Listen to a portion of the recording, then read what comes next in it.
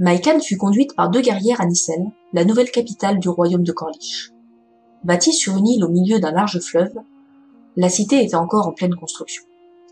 On devinait déjà les formes élégantes de hauts édifices, à moitié de la belle pierre blanche des carrières du sud, à moitié taillée dans la roche même de l'île.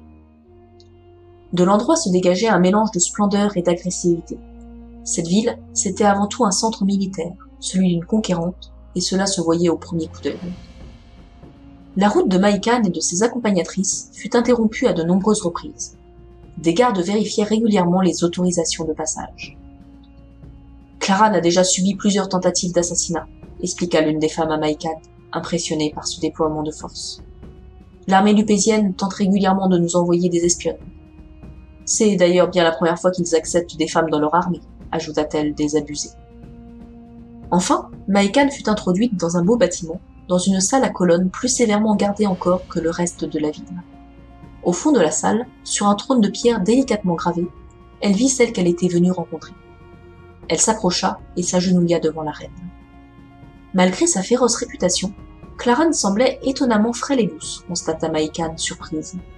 Petite, le visage émacié, elle portait le même uniforme que ses guerrières. La tenue dévoilait partiellement ses bras, pâles et striés de nombreuses cicatrices. Des coups de fouet, comprit Maïkan.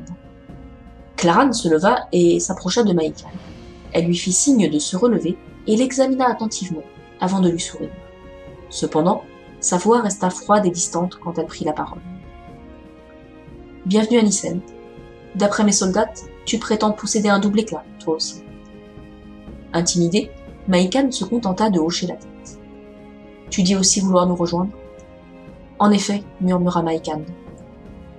Claran lui tourna le dos et alla s'emparer d'une rapière accrochée au mur derrière son trône. Puis elle revint vers Maïkan et son sourire s'élargit.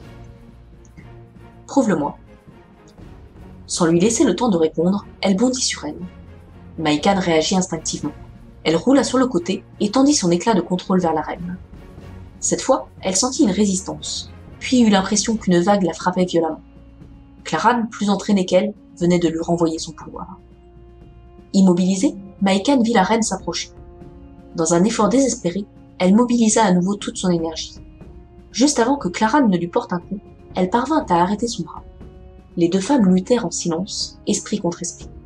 Peu à peu, Maïkan sentit ses forces l'abandonner. Alors qu'elle allait se résoudre à perdre le combat, la tension se relâcha et la reine s'écarta avant de ranger son arme.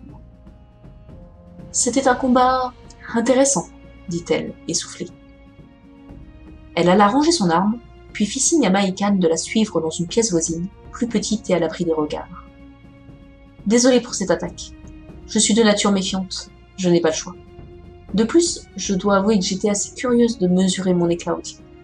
Tu es la première qui se présente, comme moi, avec un double éclat. » « Avant d'entendre parler de vous, je pensais que c'était impossible, » répondit Maïkan.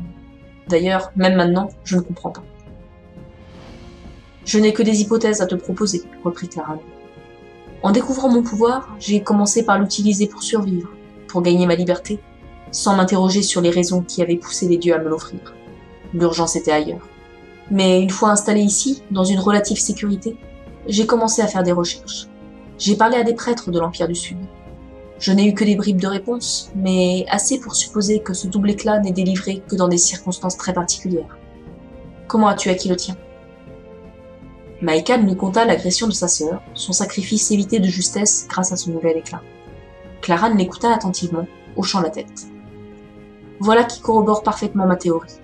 Selon moi, le double éclat est accordé à ceux et celles qui sont prêts à donner leur vie pour autrui, sans rien attendre en retour. Un sacrifice remarqué par les dieux, qui peuvent alors choisir de nous offrir un don supplémentaire. Dans ce cas, il y en a probablement d'autres comme nous. Peut-être, oui. Encore que je doute que nous soyons si nombreuses.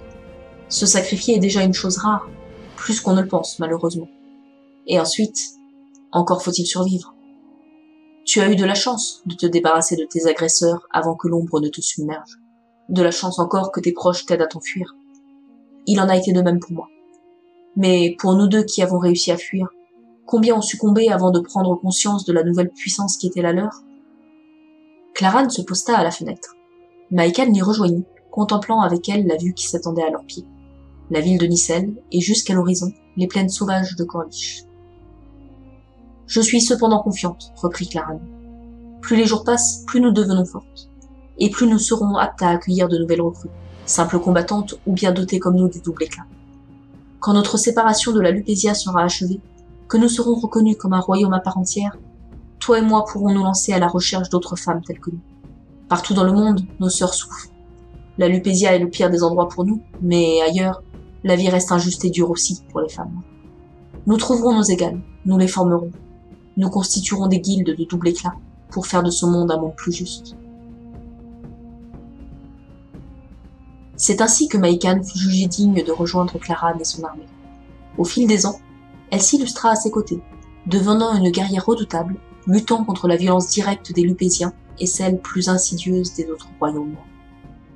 Peu à peu, d'autres femmes possédant un double éclat furent accueillies dans leur rang. Elles formèrent alors la première guilde du double éclat. Pour leur sécurité et pour plus d'efficacité, elles choisirent de cacher ce pouvoir. Les siècles passant, on oublia leur existence. Seules restèrent dans la légende leurs capacités guerrières. Mais en secret, elles guettèrent partout l'apparition d'autres comme elles. Dans d'autres royaumes, d'autres guildes se formèrent sous la tutelle de celle de Corliches. La plupart choisirent d'admettre dans leur rang les hommes. Seules les Corlichiennes s'y refusèrent obstinément, soucieuses de préserver leur indépendance rudement gagnée. À la tête de la guilde corlichienne se succédèrent des femmes qui firent de leur mieux pour égaler Clarane. En souvenir de la première reine, les suivantes furent toujours choisies parmi des élus ayant les mêmes éclats que Clarane, le soin et le contrôle mental. Cela symbolisait parfaitement les qualités jugées nécessaires pour ce poste. La générosité, l'envie d'aider les autres et la volonté de faire indispensable pour une chef.